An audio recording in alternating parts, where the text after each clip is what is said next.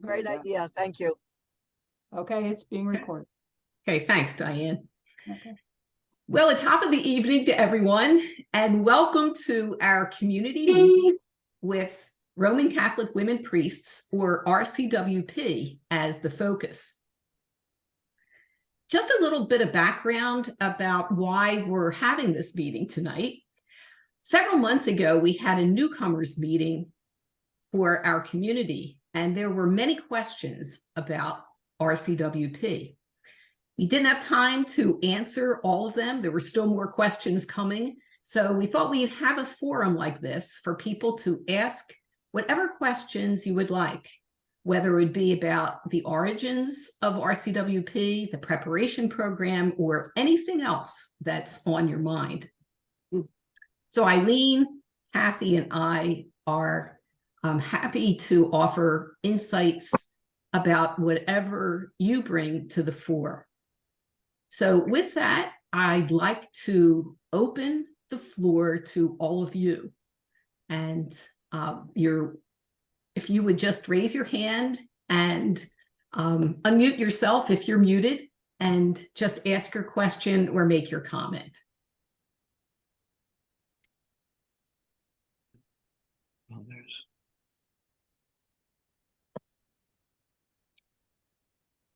Yes, I'll ask the question. Okay, Go ahead, Joan. go ahead, Joan. Since I've heard of the community before, but I've never really known much about it. I checked out the website a little bit. I started to explore it, but it's the community's website, not the RCWP website. So if you could just even go back and just tell me a little bit about the origins, just to get me started. Yeah. Sure. So I guess you could say it started, you know, nothing actually ever just pops up out of nowhere. So the Women's Ordination Conference began in the 1970s. And so that, you know, that organization has been advocating for women priests all this time. And one woman in the Philadelphia area was ordained a priest by her community back in, I believe, the 80s. Her name is Judy Heffernan. Now, she is not involved with Roman Catholic women priests, except tangentially. Let me just add to this. I know Judy Heffernan. And Judy worked, my mother was Judy's boss in Get Set. Just an FYI. I love Judy. I was her staff rep when she was a building rep for her early childhood program at Fox Chase. Oh, at Fox Chase. But I never knew this about her. Yeah. And did you know Peg and I are retired school nurses? Absolutely. And Peg and I have a little bit of a history. So Okay. this was like a reconnection for us, which was interesting. And Eileen, Jack DeFeo has told me about you, and you know, you're sort of breaking away and going into the priesthood. So I know just little fragments. So back in 2000, there was a conference up in Rochester, New York, and there were different people who had different women who had proposed different modes of ordination. And the mantra that emerged from that was the Nike motto, "Just do it." And one of the attendees was a woman by the name of Christine Meyer-Lumpesberger, who is from Austria. So she's essentially the person who orchestrated the first ordinations in 2000. Was it 2001 or 2002? I can't remember. It was 2002 on the Danube. On the Danube. So those were the first. And out of that, oh, and after they were ordained, the bishop who ordained them essentially was concerned that the movement would not take off unless it came to America and to English speakers. So he was England and America and English speakers. So he was instrumental in ordaining Patricia Friesen, who was a Dominican nun for 40 years. She was ordained a priest, and then she was ordained a bishop. And then, you know, then the movement began to grow as you know, the ordinations became publicized, and more and more women were ordained. So there are more and more people who heard about the organization and wanted to become a part of it and become ordained. So that's a quick and dirty. I don't know if Caryl and Kathy, if you want to add anything to that. I would just add that, yes, it began in 2002 on the Danube. The movement began there. And then in 2005 is when it came to North America. And there were ordinations on the river in Canada. And then in 2006, that's when Eileen was ordained on the Three Rivers in Pittsburgh. After that, we started to have ordinations in churches, synagogues, private homes, etc. But prior to that, we were on the rivers so that the archdiocese didn't have any jurisdiction on those Oh, okay. places. Interesting. Mm. Thank I'd you. just like to add that there was a documentary film produced called Pink Smoke, and it tells the story of the history, somewhat dated at this point, but it's a great history and interviews a lot of folks who have gotten older since that time. I was going to say that I have the CD, but you can probably get it on YouTube. I don't know that it's streamed anywhere. But Anyway, if anybody if wants you're to- interested, we could get it. Yeah. I have it somewhere. Joe Boyle's got a question. Yeah, a couple things. One thing, originally the ordinations were secret, so to speak, weren't they? We didn't No, know who the never bishop was. secret. Never secret. Well, let's put it this way. I don't think that the bishop was announced who he was. Well, that wasn't RCWP's call. That was his call. Yeah, but eventually it came out, I think. I thought I read somewhere that it was one or two bishops from South America that were. No, there was a bishop from the Czech Republic. I take that back. I assumed it was from the Czech Republic, given the background of underground Catholicism there. But there was a bishop from South America. He was an old Catholic bishop. His name was Romulo, somebody, I can't remember his name now. And then, Yeah. and then this bishop from Eastern Europe. And like, he's like Voldemort. Nobody's supposed to know his name. So I don't know who he is, but that was his decision because he didn't want to lose his job. Right. But I'm wondering about the structure of Roman Catholic women priests. Is there much of a structure? Like, I presume that you guys meet periodically, a couple times a year, I guess, to discuss whatever is to be discussed.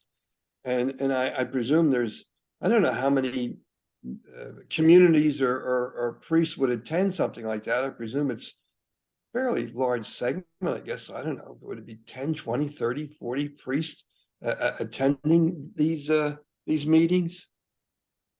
And I'm just I know you're also a part of CORE, which is the Catholic Organizations for Renewal, that Irene Sen, I think she shows up at that. But we never get any feedback from those meetings. So I think that's something to note, that we should, get some feedback sometime and find out, are there goals, I guess, short range goals and long range goals. And, I don't know what's being discussed among the leadership. Well, our goal is to prepare women for the priesthood. I mean, that's our goal. And that's been our goal. And, we have a constitution, we have structures, we have governance, just like a religious order. I dare say if you looked at our governance, it would look like Sister Pat and Sister Mary's governance system. Right. So if you have But any we're not- I question mean, we're about not- CORE, I would ask Irene Sen. I mean, Caryl was the regional director, but if you have any questions about what RCWP is doing on a institutional wide basis, ask Irene. And Mhm. who is I Irene? got the sense that Joe's question really dealt with, as a member of a community like St. Mary Magdalene, pastored by Roman Catholic women priests, why is information not shared about what the organization as a whole is focused on? And Joe, I think part of that is that we intentionally, as an organization, we're not in the business of organizing to, lead communities. It's some of our ordained priests have gotten involved in building intentional communities, egalitarian communities, but there's not necessarily a top-down focus, because we are circular in structure. There is a board that meets monthly. Typically, we get together as RCWP. We get together as the Eastern region regularly, and as RCWP a couple of times a year on Zoom. And maybe once every 5 or so years, there might be a national gathering. Recently, those have been virtual as a result of the pandemic. Does that give you more? Well, that's part of it, information, Joe? but I'm not thinking so much in terms of some type of hierarchical structure. I'm not thinking of that. I'm thinking in terms of sharing, community sharing. And I guess the priests being facilitators of that. Just to kind of give you an example, and maybe you could speak to this also. I had a conversation years ago with our bishop. It was kind of an impromptu. I was at a meeting and she was sitting next to me, and it was halftime or something like that. So we got into a conversation, and I said, you ought to come and visit our community. And I was kind of surprised at her reaction. It's there's two parts of the sentence, but the first part was, she says, "Oh, I wouldn't come to your congregation." And I was a little taken back by that. But I was kind of reading into it. Maybe I should ask her why she said that. But I was thinking, well, she's trying to get away from this whole idea of the hierarchy, the whole idea of a bishop coming in and imposing his or her will and all that type of stuff.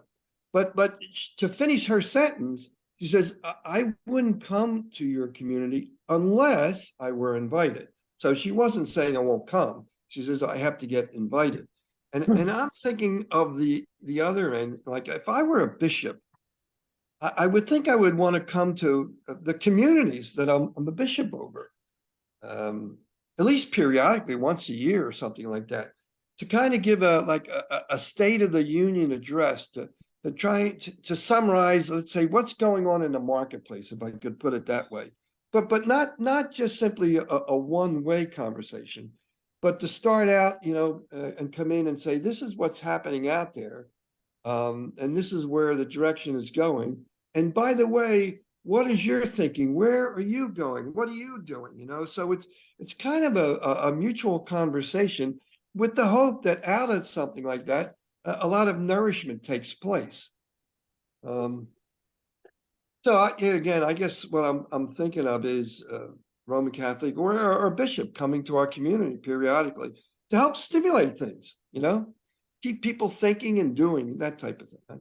Just ask your reaction. Yeah, Joe, if I could respond to your comment and your question, they're good questions, really good questions. I think that right at the crux of the matter is that the bishop of the Eastern region does not have jurisdiction over any of the communities that are formed by, like, for example, the Mary Magdalene community, or the Spirit of Life community, or the Living Water community. There are various ones through the region. The community members are the ones who govern the community. And she is correct. If we asked her to come in, if we were having an issue that we wanted some guidance on, we could ask her for her guidance, but that would be the community's decision, and it would have to be intentional. there is no connection at all between the bishop of the Eastern region and the St. Mary Magdalene community. She's not our bishop. She is the bishop of the Eastern region, and she's a pastor to the pastors. So she's What's her- really, it's very different, Joe, from the What's institutional her church. purpose? Her purpose is to pastor the priests and deacons within the Eastern region. And she ordains as well, but she's a pastor. And Jean Marchant is the present bishop. Before that, it was Andrea Johnson. So I'm not sure who you spoke with. It may have been Andrea, if it was, I don't know. Jean became the bishop in 2019, but she would give you the same answer, I'm sure. So that is the reason why she responded like that. It's a very different paradigm, Joe, from what we were used to in the institution. Yeah, but I'm not thinking of it in terms of, I guess, some type of governance, that type of thing. I'm thinking of it more in terms of, I guess, mutual nourishment, to have periodic conversations. It's not imposing your will or any of that sort. It's just kind of coming in and stimulating, and if she is some type of, maybe I'm using the wrong word, and like an overseer, I presume you could use that kind of a word, not someone who comes in and imposes, but someone that comes in and gathers, okay, and stimulates. That's what I'm thinking of. Well, I feel gathered and stimulated all the time, every Sunday, so I don't feel the need to have a bishop Yeah. here. But we're certainly, I mean, from what she said, if we decided as a community to invite her, she's willing to come. So my Yeah. question, Pamela has a question. Pam has a question. Go ahead, Pam. Is there a relationship between us and the other communities?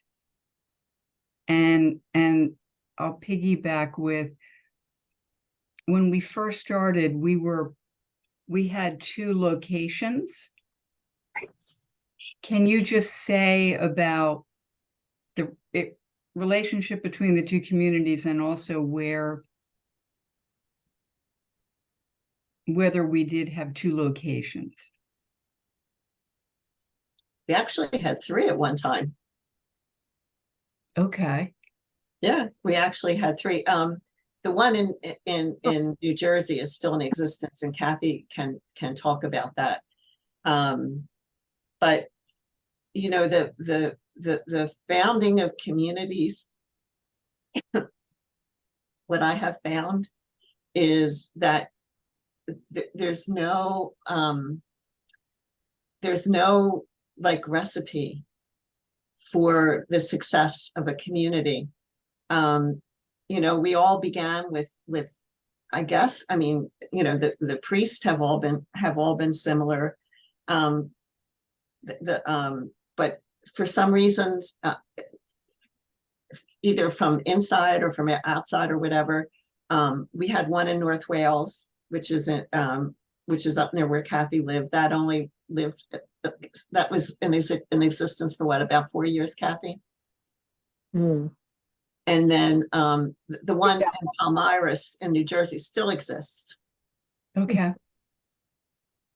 And there's another community in Delaware where Mary Rose Patrizzo pastors, and it's it really is up to the community as to how much connection there is.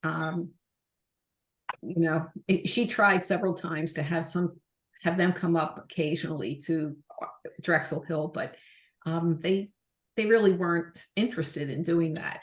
They were happy where they were. So Yeah. that was. Thank you. But we support one another in whatever ways are needed and desired. Yeah, for instance, we share hymnals. We share hymnals with the 2 communities. We purchase them and distribute them. And not that we've done it recently, but in the past, the liturgical resources are always shareable. So that's never been an issue. But everybody's community is very different. If you would go to the community in Living Waters, it's much more like a traditional Catholic service than is ours. Mm-hmm. they use, don't they use they don't necessarily use the sacramentary, but they use more, maybe they do. No, Janet, I can you think- speak I to think that a they little use- bit? they use- Okay. Yeah. Sorry, Kath. Yeah, I'm a member of Living Water, but I live in Pennsylvania. Andrea and Gloria, who are two of the priests in Living Water, actually developed a liturgical aid that we use. It's got several seasons to it, but it is a little more traditional and it doesn't vary from week to week. Although the priests do sometimes change out, different Eucharistic prayers or creeds or things like that. But there is a little bound book that they developed many years ago after a lot of thought. But it's, it uses inclusive language and a lot of things like that. So it's not the traditional and what you would see in your parish church. Mhm. Great. Thanks, Janet. Yes, thank you. I have a question. Can you give us an idea of how you become a deacon or a priest within the RCWP community? Sure, I'd be happy to start that one off. First, there's an application process, and after the application is completed, and the process, part of the process is having criminal investigation form, a child abuse clearance form. You have to have your, baptism, first communion, confirmation certificates. If you're married, your marriage certificate. And then there's as part of the application process, there's just a contemplative writing or artistic, unit, you would say, related to call. And then so as part of that's all part of the application process. And there are also educational requirements, an MDiv or a master's in theology or the equivalent, pastoral experience, a unit of CPE, for example, a clinical pastoral education. So you have to have some theological education, pastoral experience, a few letters of recommendation, and then they have a conversation with the leadership circle, each person in the leadership circle, and then there is a conversation among leadership circle, and they are accepted or not accepted as a candidate. So that's the application process, and that's to become a deacon, and a deacon is a transitional role to ordination as a priest. And then there are 10 units of study. So once you're accepted, there are 10 units of study that have a pastoral and spiritual focus. And those units are based in the sacraments. We revised our units probably about 7 years ago, 6 or 7 years ago. And it also includes a practicum, so that there's a mentor, a priest mentor for every candidate, and that person companions the candidate through to ordination as a deacon and then as a priest.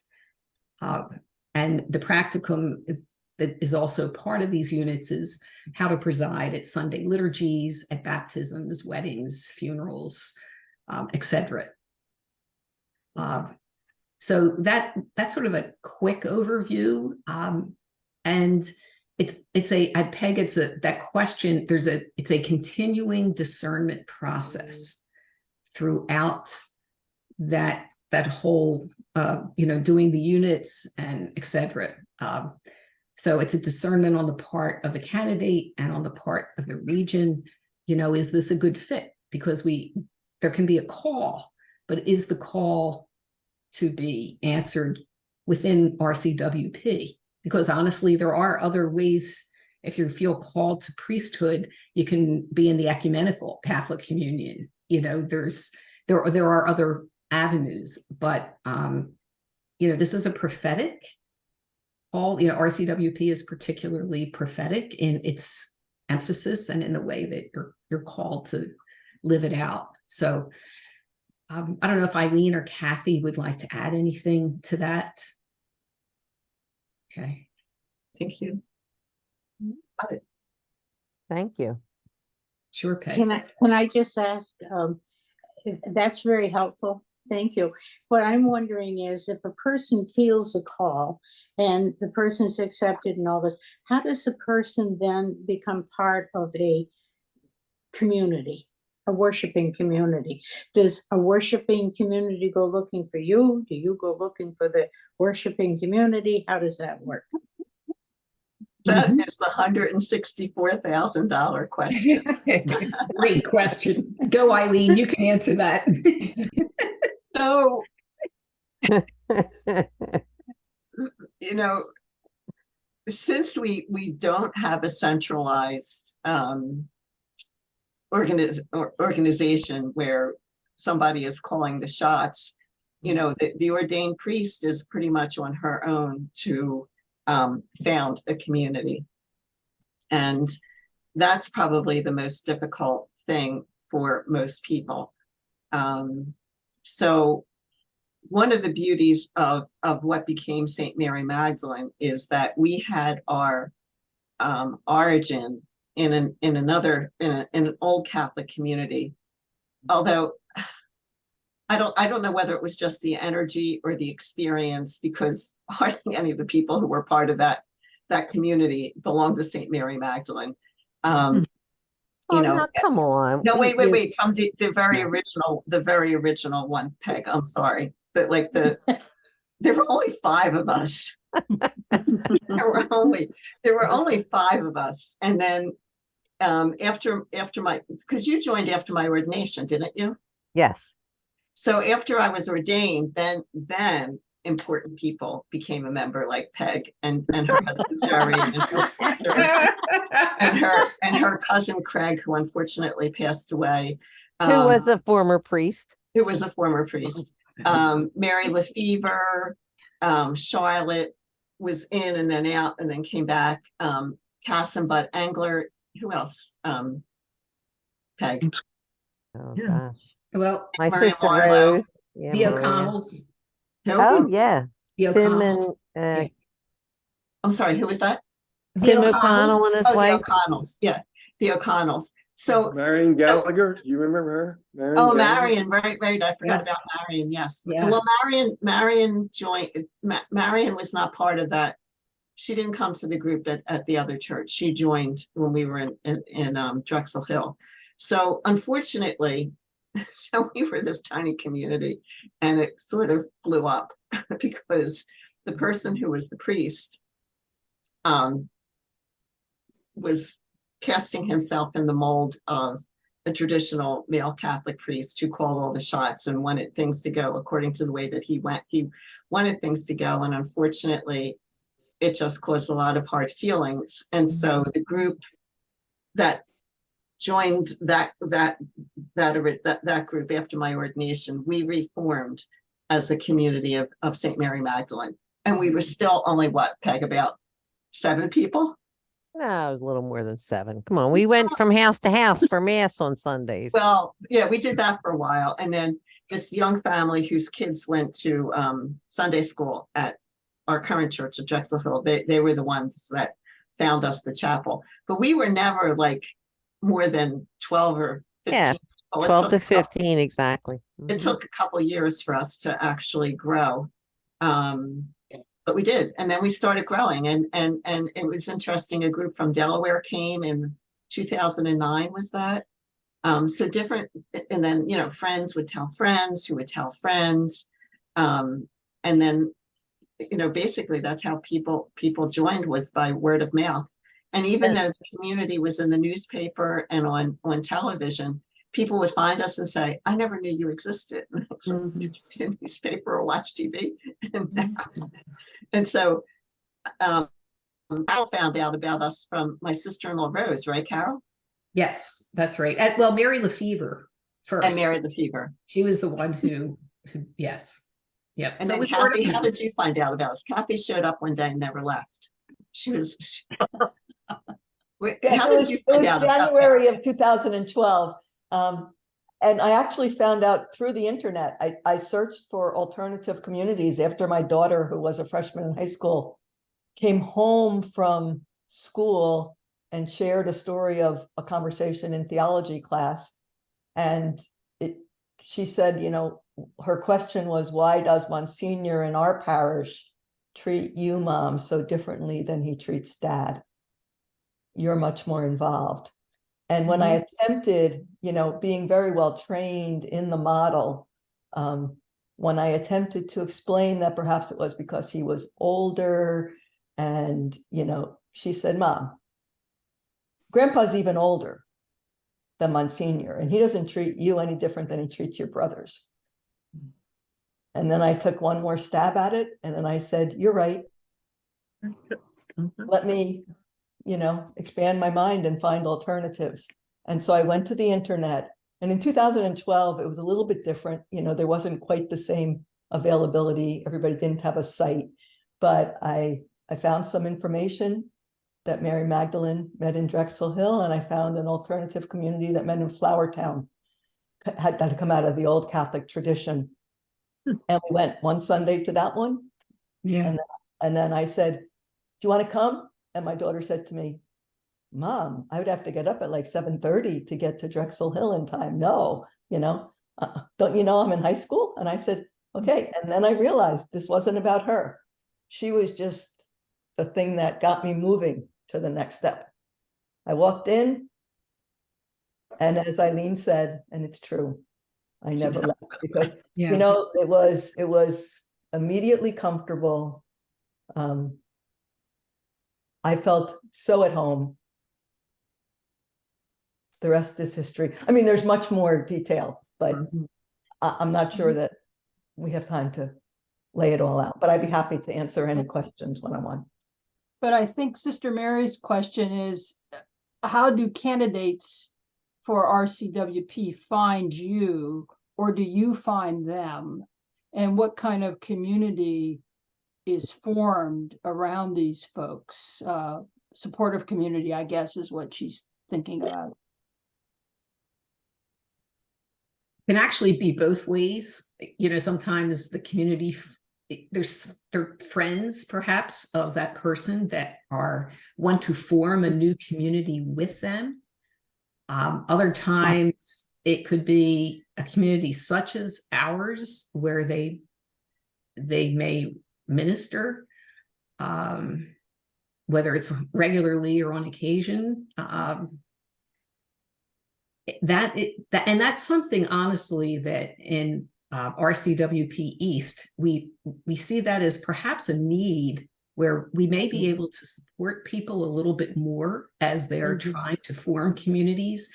And we do. I mean, Eileen and I had put together something, you know, on how to build an intentional Catholic community. And I mean, I have that on my bookshelf in the binder, and it, you know, it still holds, I think, those ways of doing it, but it's not easy to do because, as Eileen said, there's really a certain chemistry that, you know, it's the spirit moving, that sometimes these communities just thrive and other times they just don't quite work, whether it's the timing, perhaps, whatever. So that's a difficult thing. It's a very good question, Mary.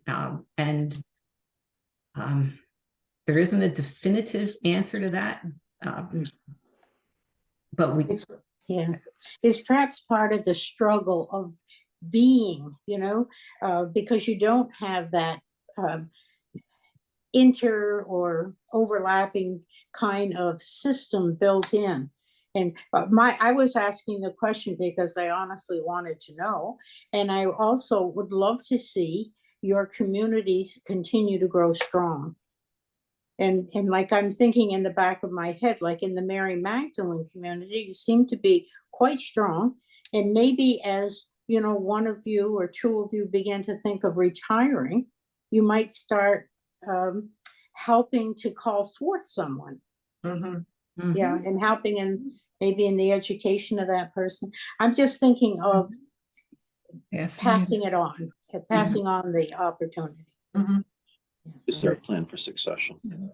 Yes, well said. Yeah, succession plan. Mhm. Mhm. Yeah, we probably should think about that. You're not I gonna met get the- younger. That's a good community discussion. Oh, go ahead. Mm. Mm. I met this week with a woman who is the congregational leader for an international community. And I was telling her about St. Mary Magdalene and, you know, my involvement there. And she said to me, do you know what my first call was? And I said, no, what? And she said, to be a priest. And she said she had spoken to some male priest in the Catholic Church. And he said, the only way you could do that is if you were to leave and go and be an Episcopalian or another denomination. And she didn't feel called to do that. But she's still, you know, she's not very, I don't think she's very old. I don't know exactly how old she is. She looks pretty young to me.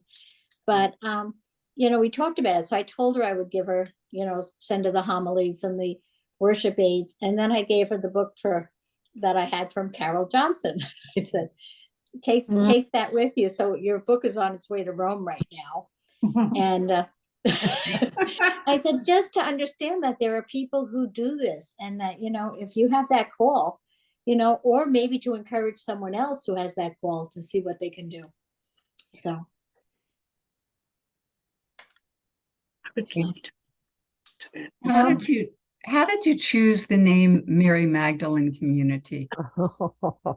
Heck, Divine could do that.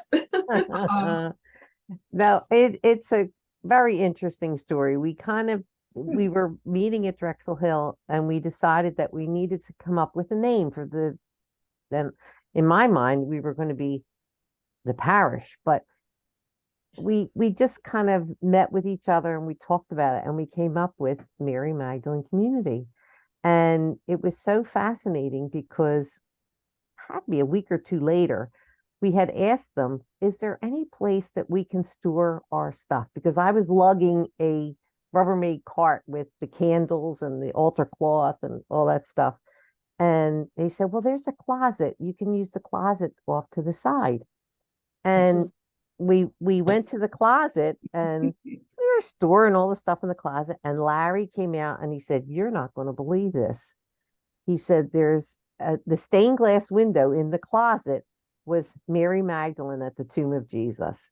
Yeah. And it was just so amazing, you know. And then when we branched off into Tacony, we had the upper room in Holy Innocent St. Paul's, and the priest there was very interesting. He said, yeah, you can do mass here. And when we did the first Sunday we were there, Eileen came out and there was a picture of Mary Magdalene on the wall behind the altar. We were like, wow, this is so Oh, that's incredible. beautiful. Yeah. So But you forgot the part. I don't know if I ever shared with you. Like I was thinking more in terms of like holy wisdom or something like that. But I went on vacation for a week and you all decided. I came back and they said, oh, we decided to call us the community of St. Mary Magdalene. I said, okay. So that sort of sets the stage for an egalitarian community. But, you know, a lot of what we learned, well, first of all, I told you I don't like to be the boss, but a lot of what we learned came out of our experience with the old Catholic priests. Don't you think, Peg? absolutely. Because it was so top down and heavy handed, and you know, you don't dismantle the master's house with the master's tools. And all of us were really upset by the way things were turning, you know, the way things were materializing. You know, I didn't leave a place like St. Vincent's to go to a place where you know, this guy was telling us what we were supposed to do. Well, something good then came out of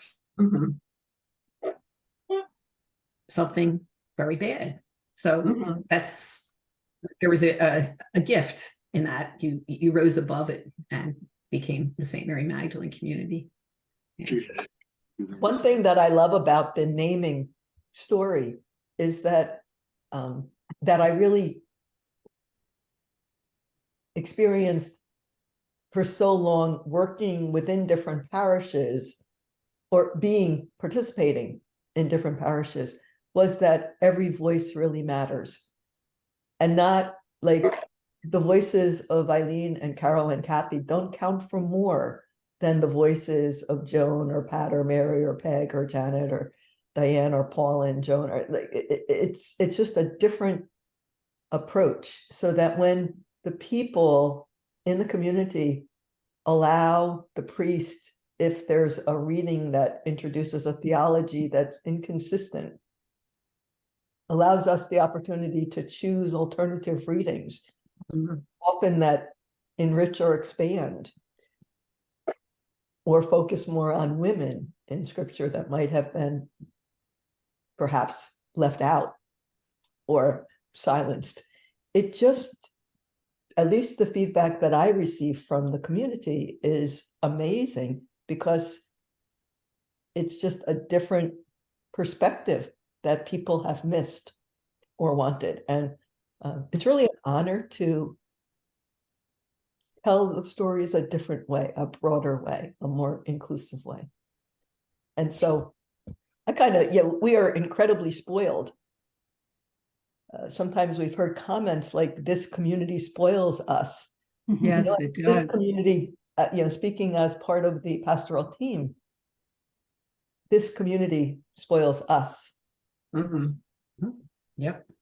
And it's a true community. Yeah. Yeah. It is. Yes. And all of those things, I don't know if we discussed them before, but are the permission that the community gave to us to use different readings than what the lectionary readings are, that all came about organically. That didn't happen in the very beginning. We just learned that as we were moving along. And then, in the beginning, I used the sacramentary because that was the only thing I had. I just changed the offensive male language. But then I realized there were all these other wonderful Eucharistic prayers, and the community said, go for it. Yeah. So we've done that.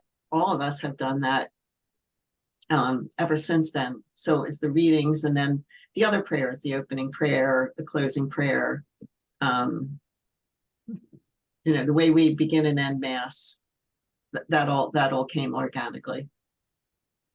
One question that came up for me was, when you're doing church on Zoom, how do you do Eucharist if you're a Zoom member versus a in-person member?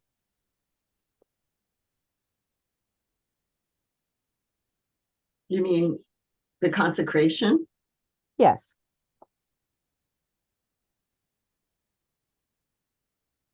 I mean, I've talked enough. That's somebody.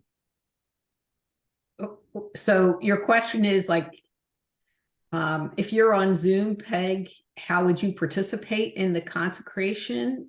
Yeah. That sums it up. Okay. Well, I'm hopeful that everyone who is on Zoom, they're muted, that they are also speaking those words of consecration, that they're speaking the Eucharistic prayer just as everybody in person is.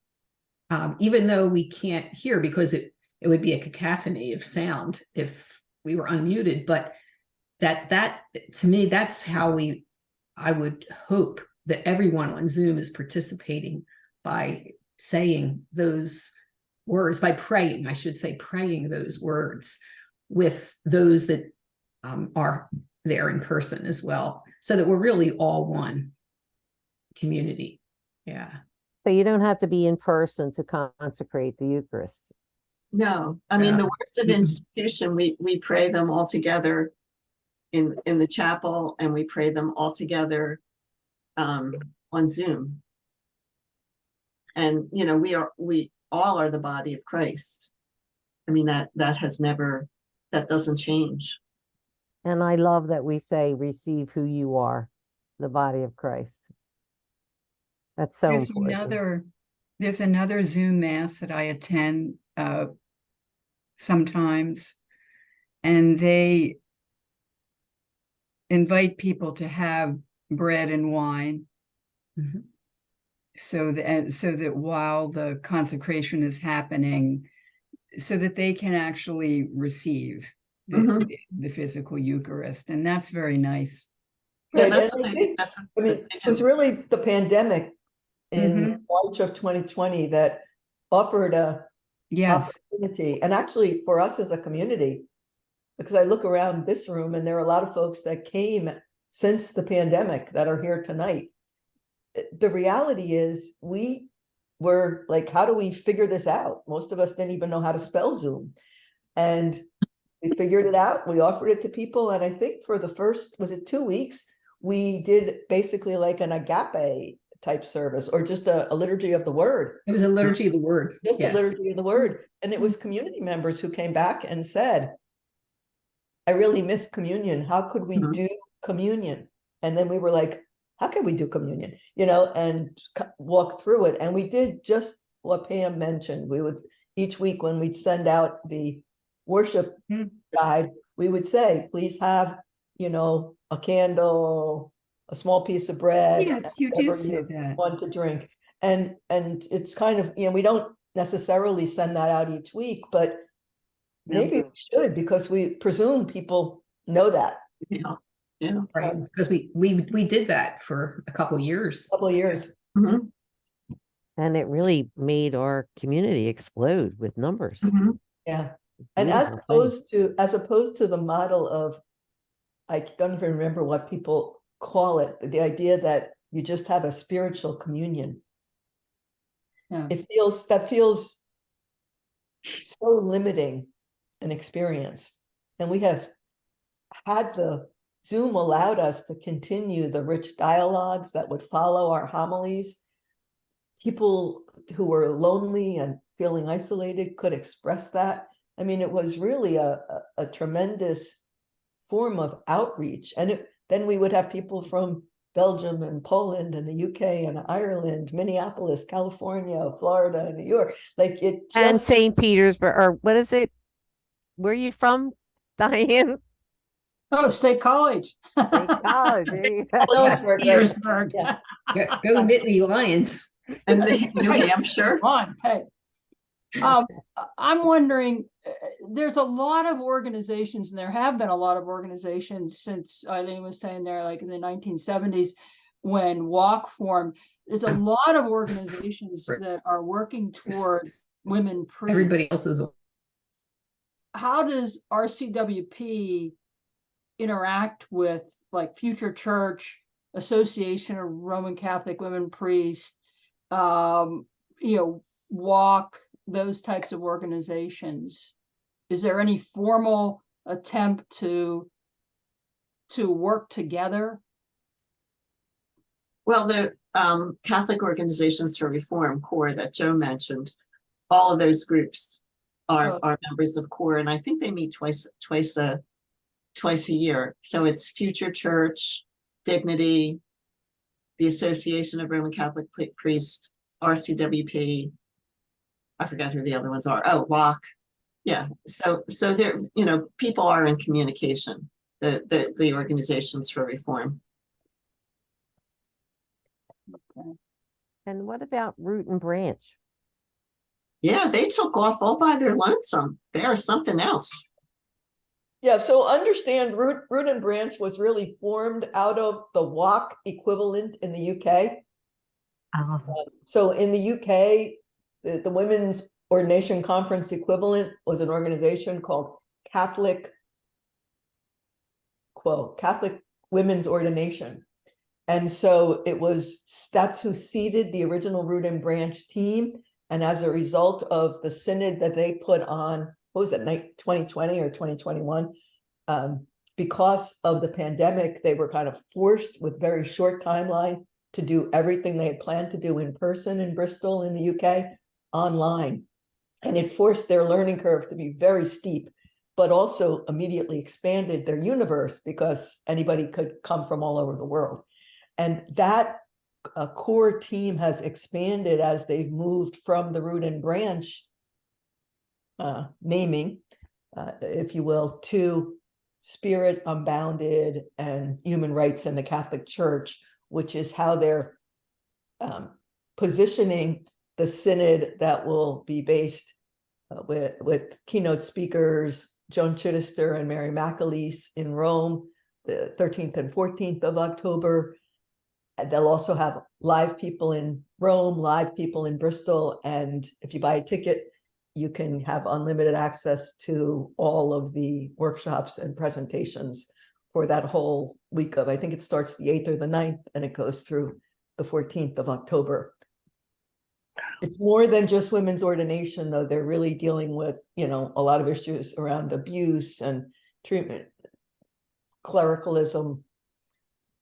It's kind of like a global warming, because a lot of the issues are intersectional.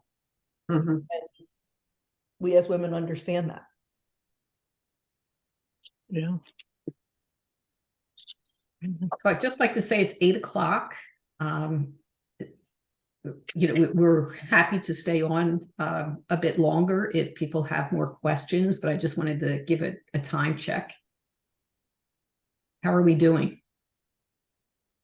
Well, I'm happy because I'm home now.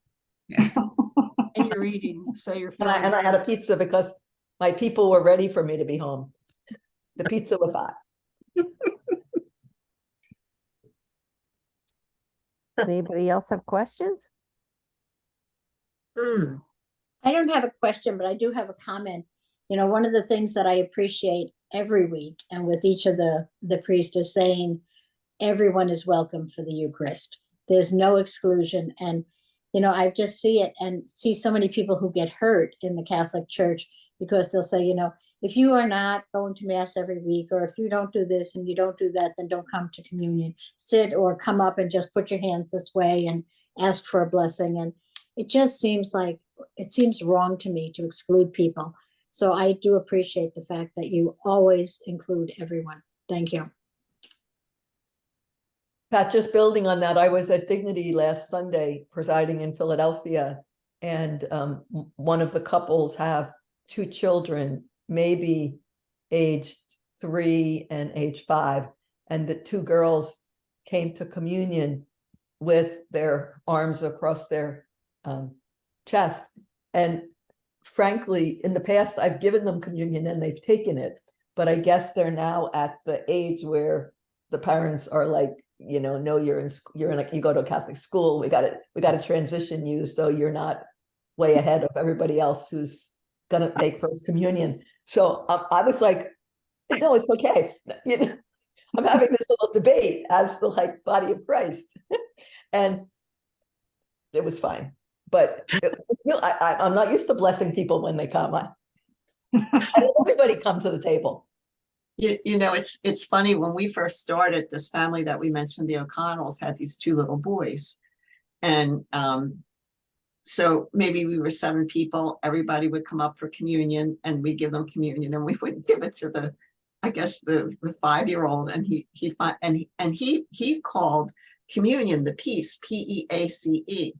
And he said to his father, everybody else is eating and getting peace. He said, but not me. Why is that?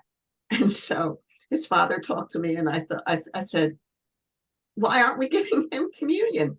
You know, if he could recognize that Jesus is P-E-A-C-E, then he's old enough to receive communion. So that's why we always gave, children, if their parents want them to receive communion, we give them communion.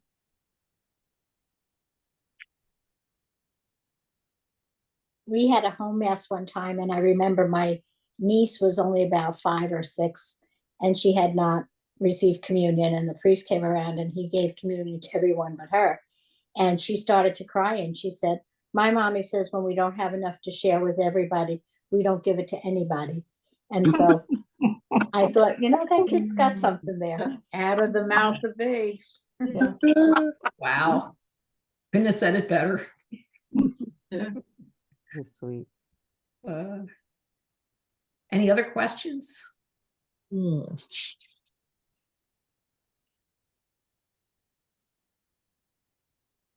just have a comment. Mhm, I'd like to thank everybody for welcoming me in this evening. Peg sent me the link last night and we talked today after a few years of not seeing each other. So it's been wonderful and I thank everybody and I'm looking forward to attending by Zoom when I can and maybe sometimes in the future in person and getting more involved. Thank you, everybody. Great. Joe, no Thank you, commitment, but we like people. do.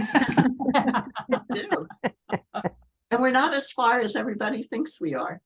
Where do you live, Jen? Well, I'm in Northeast Philly. I drive 35 minutes to St. Vincent's. What's 45? I figured to Drexel Hill, right? Yeah, Sunday morning, there's not a lot of traffic. I drive from Bluebell. Yeah, it just, as I was saying to Peg, my Sundays mornings are a little bit crazy as I'm involved in indoor tennis. So when I'm committed to that, I can't, but when I'm not committed to that, I'm planning on making the trip. And Well, she's committed to St. Vincent's as well. Well, thanks for joining us, Joan. Oh, thank you. You owe her an autograph. Yeah. I'm not sure how we'll get the book. Or I can Peg, tell you another one. Peg, you're so embarrassing to me. Send to her. It looks like Here's she the sent deal, me the Joan, book. if you come, Caryl will sign the book if she's there. Right. If she comes, that's why I said, like, do I have to get a signature on the book? I have to actually come. But You know, I said, it looks like she sent it from her home and yeah, she signed it. I could send you another one Oh, signed, no, don't do that. and then you can give the other one to somebody else. That would be fine. When I see you, which I plan to do, Okay. I'll bring it with me and you can sign it. I'll share my copy. Believe me. Okay, that's fine, Joan. Whatever you want. Thank you. There's some people I have in mind to sort of pull with me. So we'll see. No, I like this stuff. Well, Well, Paul, thank you you. must have something good to say.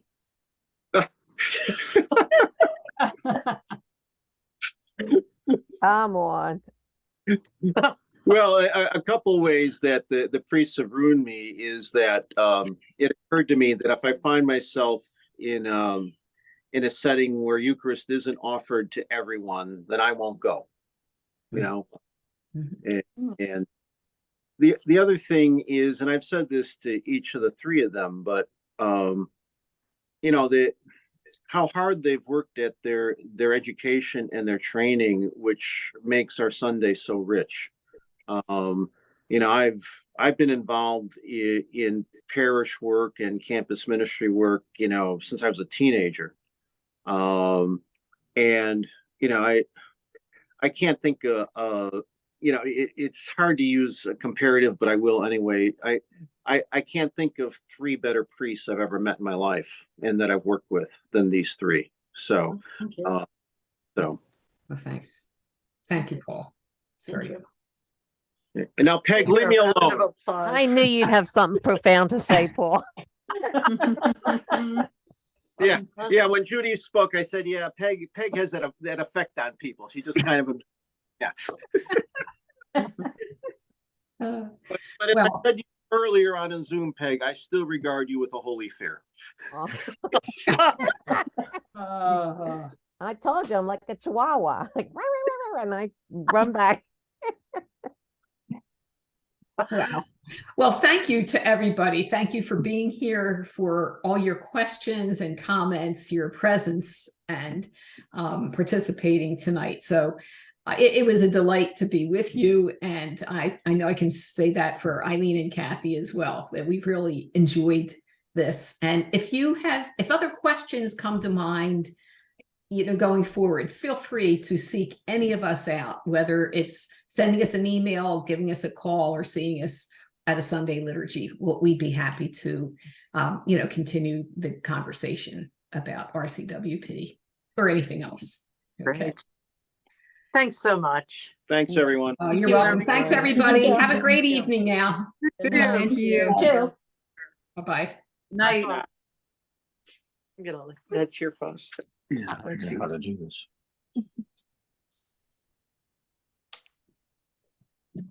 Be good to yourselves. Yes, everybody, be Yeah. good. Have a good evening. Okay, we'll see you on Sunday. See you Sunday, See you Sunday. Oh, I quit. everyone.